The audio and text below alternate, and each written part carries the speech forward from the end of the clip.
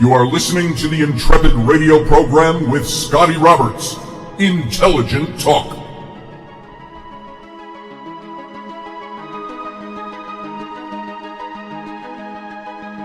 Well, happy Wednesday evening, folks. This is Scotty Roberts with the Intrepid radio program right here on the Odyssey Radio Network. You can watch the simulcast in video over on my YouTube channel. That's youtube.com/Mr. Scotty Roberts. Before we get going here, pardon me for just a second. Garçon, but I believe I ordered the large cup of coffee. Cheers, folks. All right, let's get rolling here. We got a lot of stuff to cover today, and I want to kind of pick up where we left off yesterday. And it's interesting when we talk about this being in the moment and understanding that life is kind of metaphorically is kind of like this dream, and we have to wake ourselves up out of it. We have to be lucid dreaming in life. And when you start thinking about this and you start letting it take over the way you view things, even in a small way, you can start to look at things even like politics. I look at the politics going on around me. I had somebody ask me a question this morning online. It wasn't directed at me, but a friend of mine, and said something to the effect of, why is it we cry when celebrities die? Why is it that sometimes we say, boy, I wish my kids were small, or I could keep them small instead of having them grow up and get big? And why does it we do those things? And then she asked at the very end, she said, and what about Trump? How can intelligent people actually intelligently support Trump? And it wasn't so much a slam as it was the way she thinks. And I always viewed her and her husband and their families being fairly enlightened. They know stuff. They know how to think.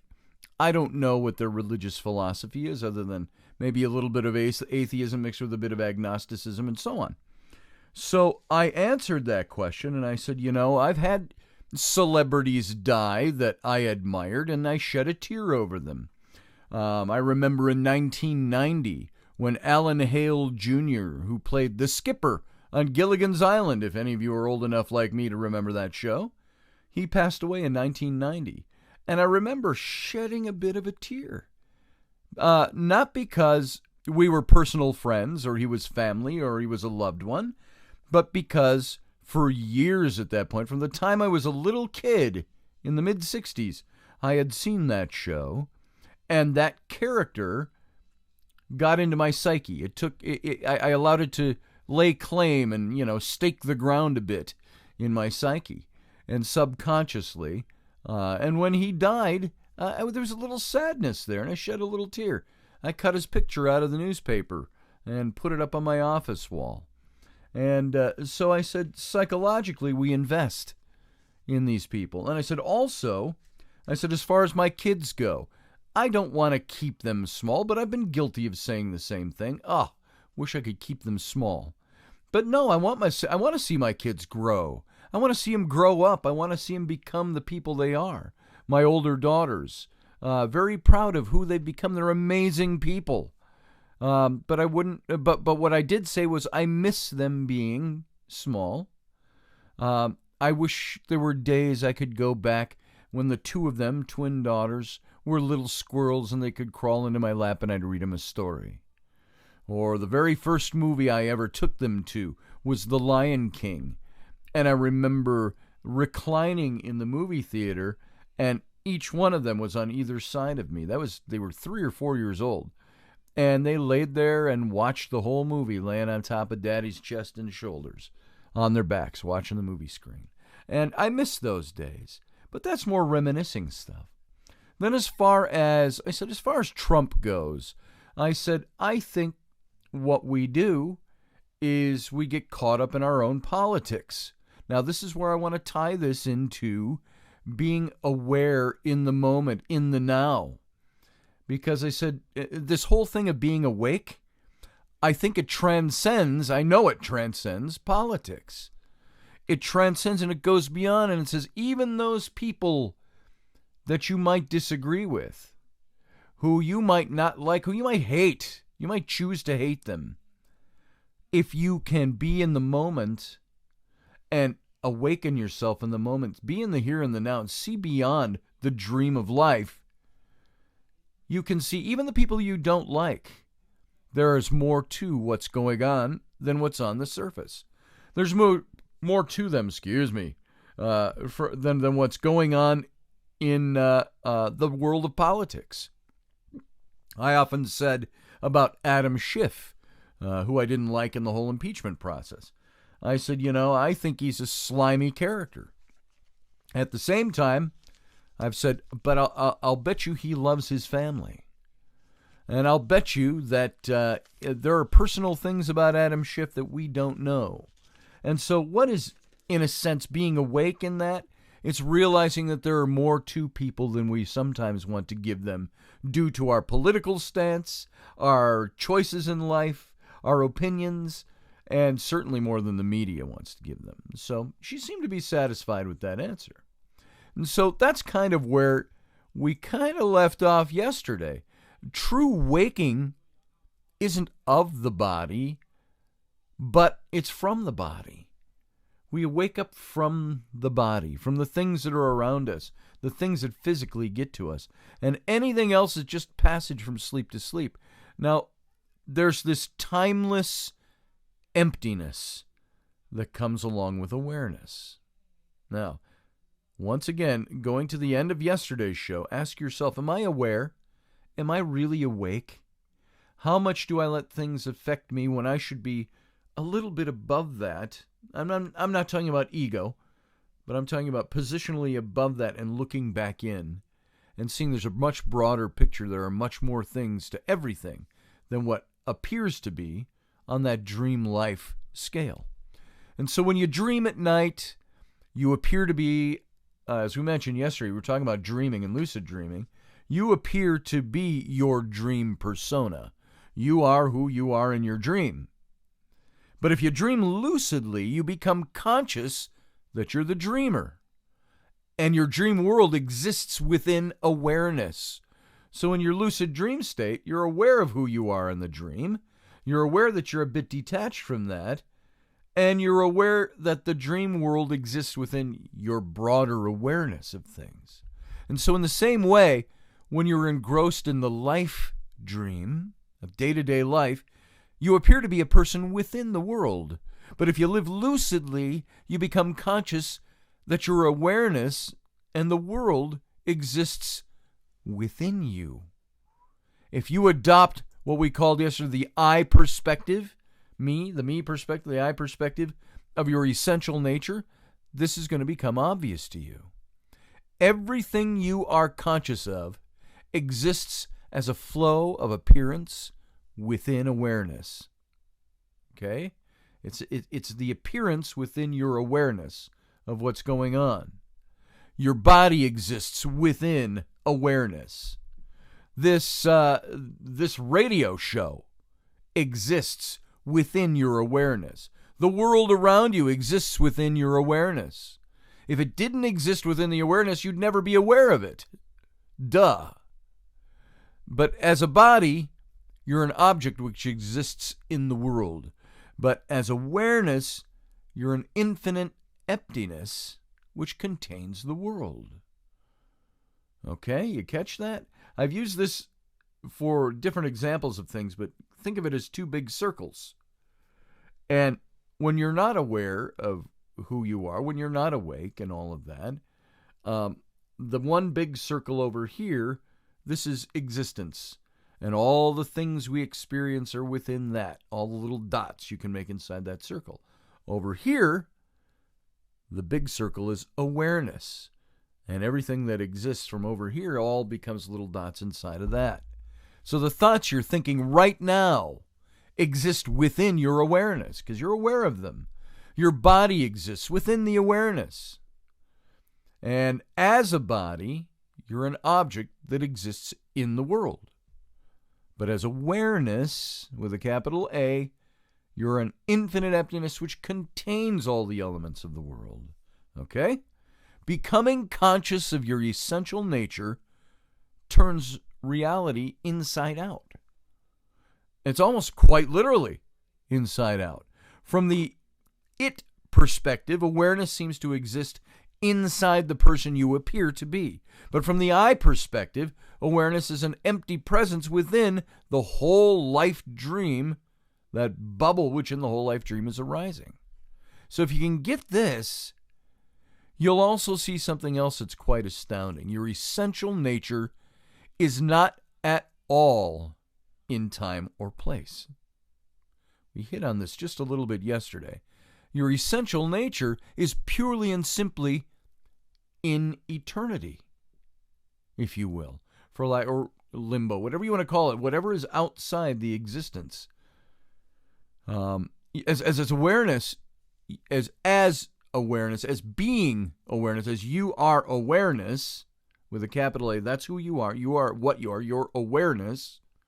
You don't exist in time. Time exists in you. You are awareness witnessing the flow of appearances that we call time. Try this out. Be the timeless presence of awareness witnessing appearing to be a person in time. Just try that as a little exercise. I'm awareness, and I see myself. I'm witnessing myself being a person existing in time. Now, if that seems way out there for you and a little hard to grasp, there's even more than that. But wait, there's more.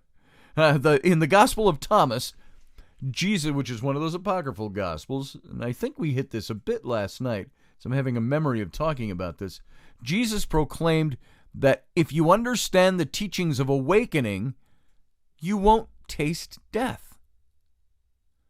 But what does that mean? Will gnosis make you immortal?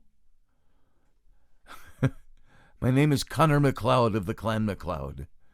I was born on Loch Shiel in 1533. I am immortal. I cannot die. Whatever the quote was. No. Gnosis is becoming conscious that you're already immortal and always have been. It doesn't make you immortal. You always have been. It's awareness of it. Awakening is the discovery of what the Christian Gnostics called your unbornness. All right? If you become conscious of your essential nature as awareness, you're going to see that you can't possibly die. A physical body might, but you can't, because you were never born. The unbornness. Your awareness, which witnessed the birth of the body, and which will one day witness its death. But awareness doesn't age. It doesn't die. It's a permanent presence within the life dream that's arising. And the body is mortal because it exists in time. And everything in time has a beginning and an end, an alpha and an omega. But your essential nature, as awareness, doesn't exist in time. It's unborn. It's undying.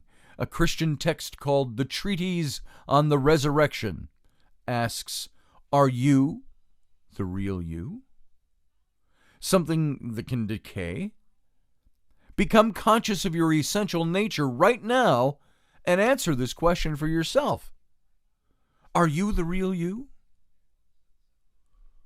Your awareness exists whether your body does or doesn't. So there's one awareness. If life is like a dream, as the song The Little Ditty says, which I don't know. I didn't look at the etymology of that song, but I wonder if row, row, row your boat gently down the stream, merrily, merrily, merrily, merrily, life is but a dream.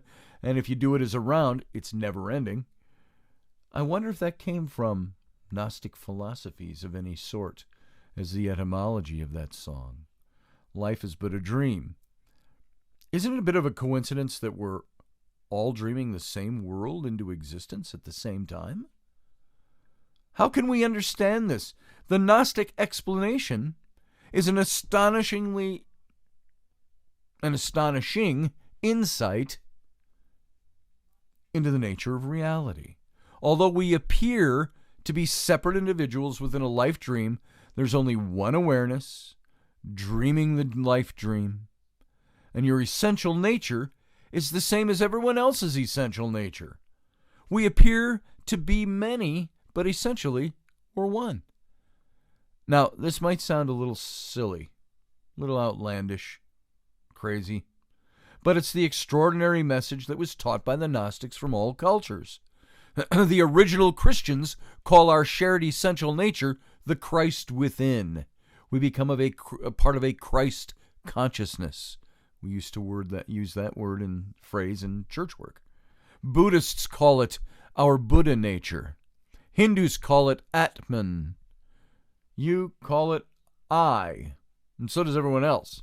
And we all experience this I as we utter certainty that we exist. It's our being. It's what we are. But from the perspective of the waking state, it's easy to understand that in a dream at night, everything and everyone in the dream is an expression of your deeper nature as the dreamer. In the same way, let's look at it this way. There's one awareness that's dreaming itself to be everyone and everything right now. Now, I'm not saying that you as an individual person are dreaming the life dream. Because as a person, you're part of the dream, as is everyone else. I'm suggesting that the awareness which is conscious through each one of us is the same awareness experiencing the life dream from different perspectives. Check it out for yourself. If you examine your apparent nature as a person, you're going to see that you're obviously different from everybody else. Big duh written on your forehead. Your body and your personality have distinctive characteristics. You inhabit a unique place in space and time. No one else is having exactly the experience of life that you're having.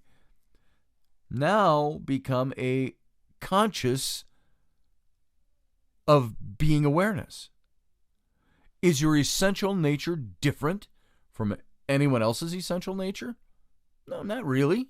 Our essential natures are all the same. You're a timeless presence, witnessing the flow of time. And so is everyone else. So as awareness, we are indistinguishably one. Okay? Plug in your reincarnation stuff into this as well. Living other lives, past lives. This is the paradox of our predicament. As awareness, we're one. But what are we? But we are our conscious. But what we are consciously differs from one another. That's what I'm trying to spit out. We are one awareness experiencing different perspectives on the life dream. Our diverse apparent natures and our shared essential nature are polar opposites.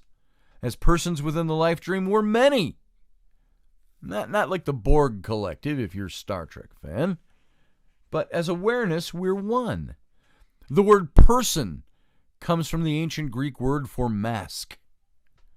As diverse persons, we're different masks being worn by one awareness, which is unchangeable, indivisible, timeless being, as Plotinus puts it.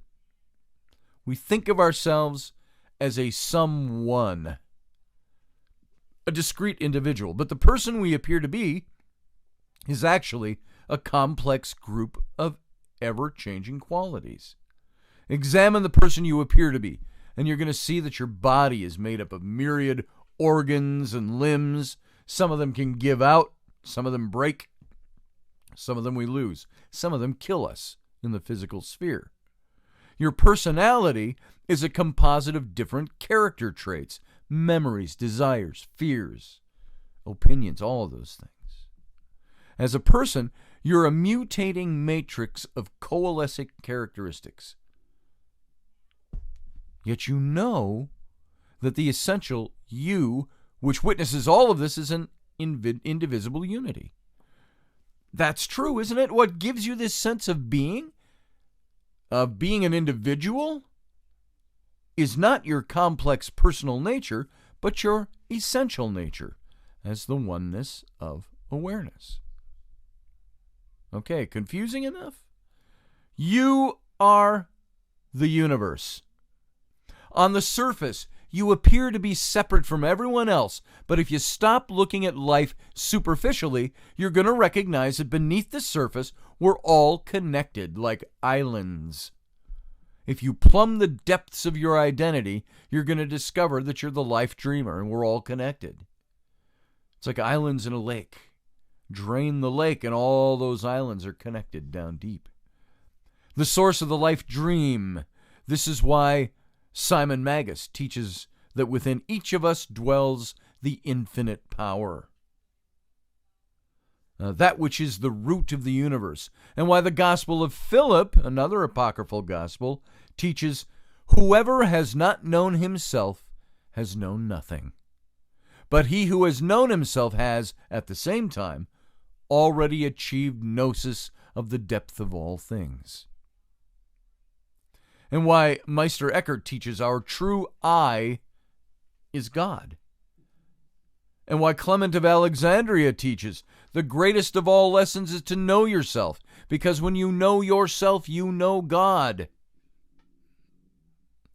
So most Gnostics have lived in cultures where the only vocabulary available to discuss these ideas has been a religious vocabulary. So they've had to use words like God to point us to the one awareness, which is dreaming the life dream. And we're frequently asked if we believe in God. Do you believe in God? Do you believe in God? Do I believe in God? Our answer is that we don't believe in anything but God. And so in reality, what else is there but the one life dreamer dreaming the life dream and experiencing it from infinitely various perspectives? If you wake up from the dream of separateness, you can know that all is one right now. Try it. Seriously, try it right now while you're listening. Try it. Be awareness, and you're going to see that you're not separate from anything or anyone. Everything you're experiencing exists within you as awareness. And awareness isn't separate from what it's witnessing, any more than an object is separate from the space it occupies. As the medieval mystic Jan Ruijsenbrock teaches, we behold what we are, and we are what we behold. And that's Jan Ruijsbrock, maybe. And so a dream and the dreamer are conceptually two, but in reality are just one. Because you can't have a dream without a dreamer. And in the same way, right now, awareness and what it's experiencing are conceptually two, but in one realities. Reality is singular. Because you can't have experience without awareness. You are what you're experiencing. You are the life dreamer and the life dream. You're everyone. You're everything. As the Renaissance mystic Nicholas of Cusa paradoxically proclaims, the universe is in us in such a way that we are in it, so that everyone in the universe is the universe. Get that? It's a little confusing. So we have to look at the paradox of our predicament, and we're going to hit on this more when we come back after the break, because yeah, folks, we've already reached the end of the first part of tonight's show. So think about what I've said. We'll be back in 2 minutes. Hang tight.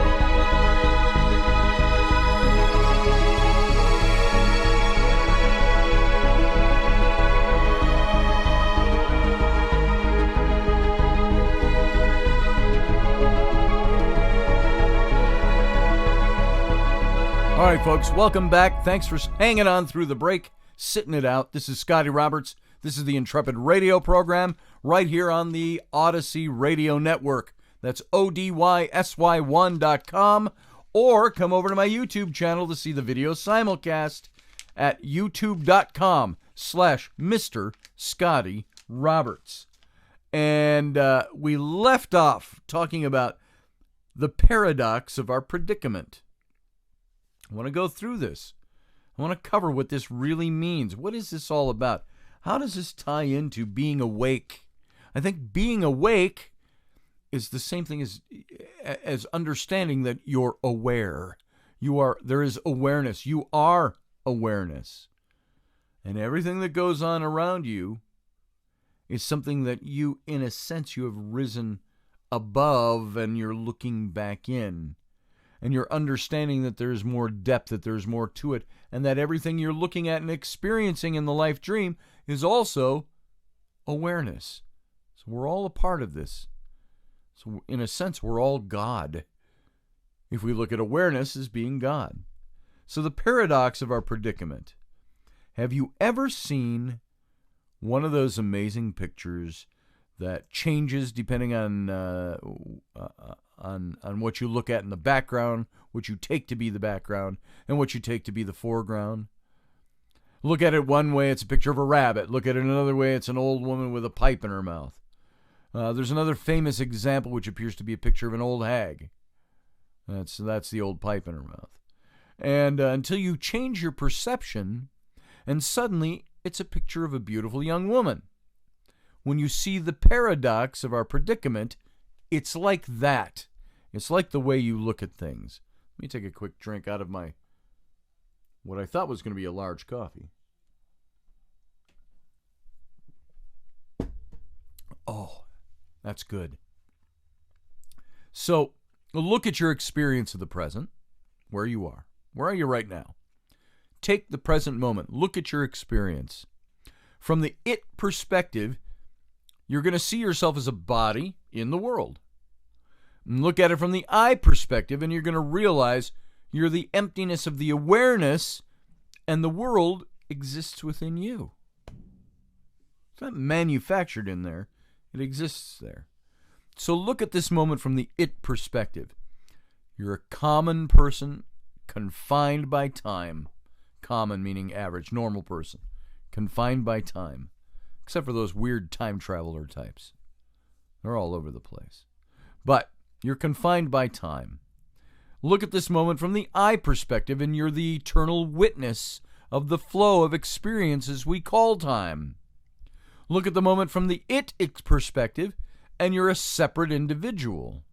Look at the moment from the I perspective, and all is one. Lucid living is looking in two directions at once. As Plotinus puts it, it's simultaneously being conscious of both the I perspective and the it perspective. It's recognizing that you're in the world but not of the world, as the Christian Gnostics teach. Even Jesus taught that. You are of the world, but you are in the world but not of it, he said. What did he know? And so it's appearing to be a separate person in the life dream, whilst also knowing that essentially everything is an expression of our shared essential nature with everyone else. And it's both being the one and appearing to be someone. It's the embracing the paradoxical nature of reality and realizing, as Plotinus teaches, that you exist in a world which exists in you. And so when people first come across Gnostic philosophy, they often experience an initial resistance to the idea of being impersonal awareness. Because this feels cold, it feels detached, it seems to devalue their humanity. But this resistance displays an innate wisdom, because adopting the I perspective instead of the it perspective, I, it's me, it's not it that I'm observing, would feel cold and devalue our humanity. But lucid living isn't being the life dreamer instead of a person in the life dream. It's consciously being both, the life dreamer, and a person in the life dream. And this isn't cold at all. Quite the opposite. It's an experience of all-embracing compassion that some have called big love. All right? Now, we can make fun of that if we want. I have often been known to say when I write letters and stuff like that, I say big love to you. Big love, what is that? Love is what we feel when we know we are one. We love someone when we feel so close that we connect with that person beyond our apparent separateness. I look at my little girls. I love them because I connect with them beyond superficiality. When we think we're just a person we love, only those we embrace within our limited idea of who we are, such as our friends and our family. We don't love those who threaten our personal identity, but we're indifferent to everyone else. But when we discover we are the one with all, we find ourselves in love with all. And I'm not talking about hippie kumbayaism here. Hear me out on all this. Gnosis, understanding the greater mysteries, isn't an abstract intellectual understanding. It feels good. Indeed, nothing feels better than loving and to be loved. But we taste a little of how good oneness feels when we arise from deep sleep and for a few precious moments bathe in the afterglow of unconscious oneness, subsumed in this warm feeling of complete well-being. You know what it's like when you wake up and the blankets and the sheets feel perfect, and the air is perfect, the light is perfect, everything's good. So now, Gnosis is like that, is conscious of this wonderful oneness right now. And this is the experience of big love. Big love has nothing to do with liking other people. It's an unconditional love of all, friends, enemies alike, because we know we are one with all. Big love has nothing to do with liking what is happening in the life dream. It's an unconditional love of life. With all its joys, all its sorrows, all its setbacks, all its pains, all its happinesses. It's the loving everything because everything is part of the whole, as the Christian Gnostic Balisates taught. So even when you are in dire situations, you can be awareness that is above that because you realize, I am not this. This is part of who I am, and I am part of that. It's awareness of it. And so those things don't matter as much. As every parent, and by the way, it's hard to not get stuck in that.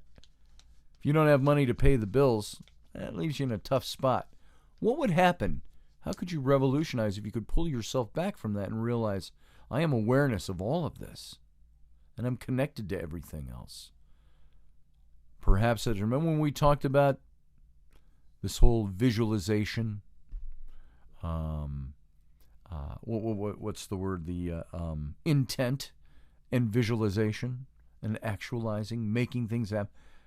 Do you think you can do that better from being part of being just an individual that's out there with no understanding of the here and the now or the connectedness? Or if you draw back a little bit and you look back at the here and the now and you say, the now is where I am as somebody who has the ability to be awake and realize there's more here and aware that I'm connected to everything else around me. Now try intent and visualization. As the parent knows, it's possible to love what we don't like. You know that. When a child behaves badly, we don't like the way they're acting. But this doesn't mean we stop loving them. We may need to reprimand or even punish a child, but we do this because we love them. And we love them very much, and that's why we do it. And in the same way, realizing we're one with all doesn't mean we stop condemning those who are so lost in the illusion of separateness that they perpetrate all kinds of evil. But we are critical because we love them, not because we reject them as the other. And by the way, I'm not talking about the same love you have for your children or your wife. I'm talking about love for all, the bigger love, the broader love. Not because we reject them. We know that there is no us and them. There's just us. It's only this profound recognition of our essential unity which allows us to fulfill the profound Christian injunction to love our enemies. Jesus said that, love your enemies. As awareness, you're already unconditionally embracing everything with this big love, and you merely have to recognize this. Try it now. Be conscious of your essential nature, which is one with all. Embrace everyone and everything with unconditional big love. Be the dreamer, compassionately communing with yourself in all your many different disguises. Incorporate big love. I had somebody that hurt my wife and I deeply. And all I wanted was a little revenge. I wanted a little payback. I wanted to punch him in the mouth. I wanted him to experience bad luck. But then I had to step back and say, is that who I am? I had to take the bigger picture of knowing that there's more there than what I experience on that physical level. So I extended big love to him. Didn't change anything. It changed me. It changed my bitterness. It changed my anger. I told the stories of when my ex-wife and I, we were wrangling over children, custody battle. And my wife spit in my face. And my kids saw it, my very young kids, 9 years old, my twin daughters. And they said, wow, I've never seen anything like that, Dad. And I was angry on the inside. At the same time, I said, you know what, girls, let's pray for your mom. That God gives her a little grace, a little understanding, a little. As I wiped the spittle from my eyes and my glasses, you can do that when you separate yourself out. I can be angry. I can dislike. Somebody can do evil things or bad things to us. But our choice of what we are going to be is what changes that whole situation. If life is a dream, then what's its purpose? Why is the life dreamer dreaming the life dream? What does the life dreamer want? Well, are you the life dreamer? Ask yourself. So can you find the answers by asking yourself what you want? You probably want many different things, but at the root of all your various desires is this fundamental impulse to feel good, to be happy, and to experience goodness in life. Everyone wants to feel good. It's our undeniable basic urge. When we don't feel good, we're propelled to change things so that we do. And when we do feel good, we want it to get even better. I want more of that. We can't get enough of feeling good. So follow back any of your desires far enough, and you're going to find at its roots that you're going to find the desire to feel good, to be happy. You may want material prosperity. Why? Because you believe it's going to make you feel good. You might want to be successful. Why? Because you hope it's going to make you feel good. You may want to help other people. Why? Because you found making others feel good makes you feel good. Yet if you ask yourself why you want to feel good, it's almost a silly question. Because the answer is self-evident. Good is by definition what you want to feel. It's as simple as that. Is there any more fundamental desire than the desire to enjoy being alive and living? Well, yes and no. If you imagine that your life is suddenly threatened, you're going to immediately realize just how much you want to live. Compared to this desire to be, all your other desires are inconsequential because they all require you first to be alive. Yet it's not enough to simply be. Does the idea of being unconscious in a coma appeal? No, not to many of us. I don't want to be alive if I can't experience it. Does the idea of being unconscious that way bring you happiness? No. Because you want to be consciously alive. You want to consciously experience the living. And it's not enough to simply experience anything. You don't want to feel bad. You want to experience feeling good. And you want to interact with it. How do you interpret the fundamental desire, I want to feel good? It depends on who you think you are. Whilst you believe that you're just a separate person, you're going to interpret the desire to feel good in a selfish way. What about this thing makes me feel good? It's usually the stuff that's very selfish for me. But if you want to become conscious of our shared essential nature, you're going to recognize that the fundamental life impulse is the life dreamer's universal desire for all to feel good. And you're going to realize that you're the life dreamer, and you're dreaming the life dream because you want to enjoy the experience of living in all your myriad forms. As individuals within the life dream, we can play our part in fulfilling this fundamental life impulse by waking up, living lucidly, and when we're lost in the nightmare of separateness, we become embroiled in a relentless quest to feel good as a separate individual. Sometimes for people who are disconnected from being aware, being awake, will carry that out in sometimes self-destructive forms. But at the core of it is wanting to feel good as an individual. And sometimes even if this means causing suffering to other people. But when we come to the consciousness of our shared essential nature, we love living, and we're moved to help others wake up and enjoy life as well. We become compassionate participants in the epic adventure of our collective awakening. That's what we do. But you know what?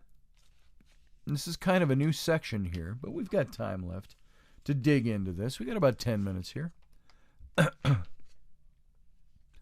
There's no reality without polarity.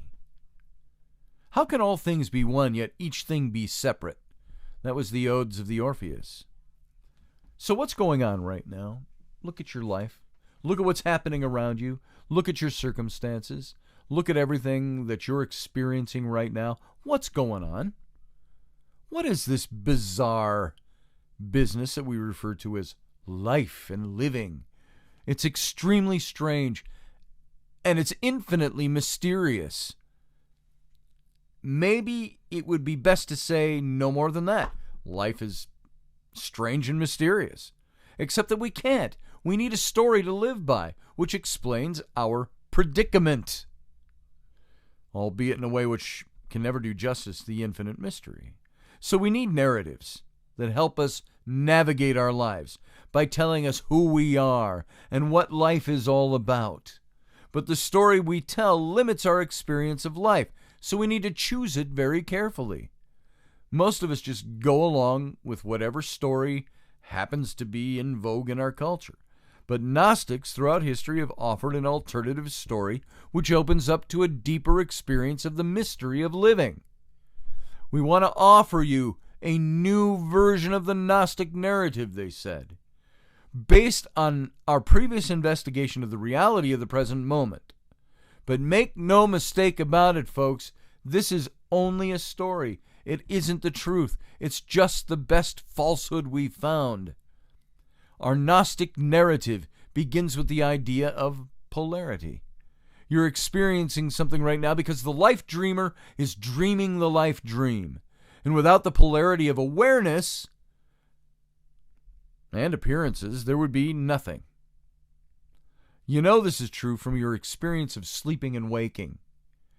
As an example, in the state of deep sleep, there's only the oneness, nothingness of unconscious awareness.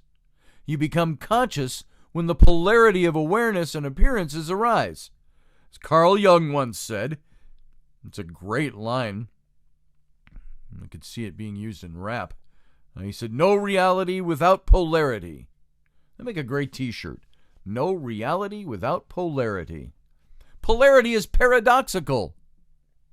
The two poles of a polarity are irreconcilable opposites, yet indivisibly one, because they can only exist together. You have the two opposite poles on the planet Earth, but they're part of the one, the planet. So what appears as either slash or, if you saw it in writing, is essentially both slash and. Both and. Either or is both and. The primal polarity which forms the foundation of existence is the life dreamer and the life dream, which appear to be two but are essentially one and the same. Existence is an essential oneness appearing as duality. There's the paradox. The life dreamer is the oneness of unconscious awareness, which is the potential to experience absolutely everything. Its polar opposite is the infinitely various forms which comprise the life dream. Awareness becomes conscious through these different forms. Consciousness is the relationship between awareness and a particular form it imagines itself to be in the life dream. What awareness is conscious of through a particular form depends on the nature of the form. The life dream is awareness experiencing an infinite spectrum of different states of consciousness through which infinite varieties form. The life dream is awareness in the process of waking up from the unconscious oneness to conscious oneness. It's almost like, popped into my mind was, got to make a Star Trek reference. Remember the Vulcan Idic? It was a little pendant that Spock wore in one of the old original episodes. I even have to stop and look it up here. Let me type this in. The Vulcan Idic. And it was something that meant almost the same thing as what we were just talking about a second ago. Spock had this on. It was at a ceremony. I think it was when his father was present. This Vulcan Idic. And it means infinite diversity in infinite combinations. And it's a circle with a little red stone in it and a triangle which sets in and points at that little stone. And so this is kind of what I'm talking about. Hopefully that helps illustrate it a little bit, that the life dream is awareness experiencing an infinite spectrum of different states of consciousness through infinite various forms. I think Gene Roddenberry might have been a little Gnostic when he made that thing up. Or as marketeers came upon something that they could manufacture and sell, which was one of the real stories behind it. So, gnosis is the unconscious oneness of awareness, dreaming itself to be an individual person who is consciously one with all. Now, I hope I don't lose you by using all the way through this the word dream. It's not a literal dream. I'm speaking metaphorically. And so this is not some absolute state of awakening beyond which it's impossible to go. Consciousness arises within the duality of the life dream, so we can always be relatively more or less conscious. Gnosis is being the life dreamer appearing to be a person on a never-ending journey of becoming more conscious. See? That's what gnosis is. That's what's understanding the mysteries. That's what that's all about. You are being the life dreamer appearing to be a person on a never-ending journey of becoming more conscious. The bad news is we're never going to arrive. But the good news is we're never going to arrive. This is very good news because the more we wake up, the more we love living. So we don't want the adventure of becoming more conscious to have a conclusion. Gnosis is a way of traveling, not a destination. It's loving living. And this is not something we can achieve once and for all, because each moment is an opportunity to love living in a new way. I was listening to Rocky's story the other day. If you're familiar with Rocky Stucci, those of you who listen to this program, I think most of you are. And he was talking about a journey that his dad was taking, a memorial type of a journey as a Vietnam vet. And his dad just physically couldn't do it. And so Rocky came. He didn't want to do it, but he did it anyway. And he picked up this journey. And at the end of like 35 miles, his dad rejoins him. And there they are, father and son, walking this journey together, talking and enjoying the time. And so you look at that, and this is what you don't want to have end. It's this loving journey that helps you to grow and become more of who you are, gain more consciousness, be more awake, because each moment is an opportunity to love living in a new way, which is what Rocky did with his dad. So that brings us to re-emergence. The life dream arises with polarity, and it's characterized by infinite polarities. One important polarity which defines existence is birth and death, obvious polarities to each other.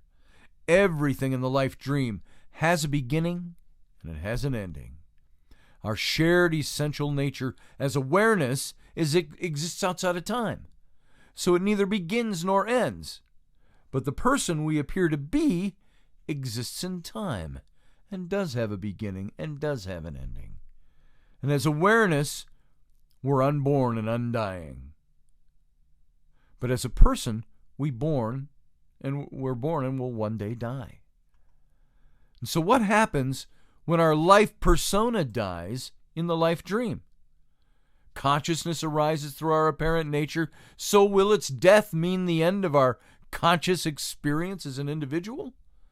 Do we continue to exist only as the oneness of unconscious awareness? Because that doesn't seem to be much of a comfort in the face of death. Oh, everything that's me comes to an end, but I'm part of the collective. So literalists, going back to literalist theology and history, literalists promise believers a happy life after death as immortal individuals in heaven. Gnostics are more concerned with achieving a happy life before death by awakening to oneness and to the big love. Gnosis is becoming conscious of what we're knowing right now. And we can't know now what will happen when we die because we aren't yet dead. Death is by its nature a profound mystery. And one of the roles it plays in life is to remind us of the mystery, which is actually ever present in each moment. Yet Gnostics throughout history speculate that the journey of awakening is not a process of a one lifetime only, but of many lifetimes. What do we do as paranormal investigators when we run into supposedly the spirits of people who've died? I got to see how that all fits into this. Socrates reasoned that life and death are a polarity that can exist only in relationship with each other. And in the same way, that day follows night and night follows day. Death must follow life and life must follow death. An individual life doesn't go on forever, but it's cyclical. The sun rises and sets, rises and sets, rises and sets. But life and death do go on forever. The ancient Gnostics call this process reincarnation, and we call it re-emergence. And you know what we got to do? We got to look at that tomorrow, because we're at the end of the show. This show does come to an end, but it does have a new beginning tomorrow in 23 hours. So be here, be conscious, be aware, be awake, and live in the now. See you later. Thanks for being here.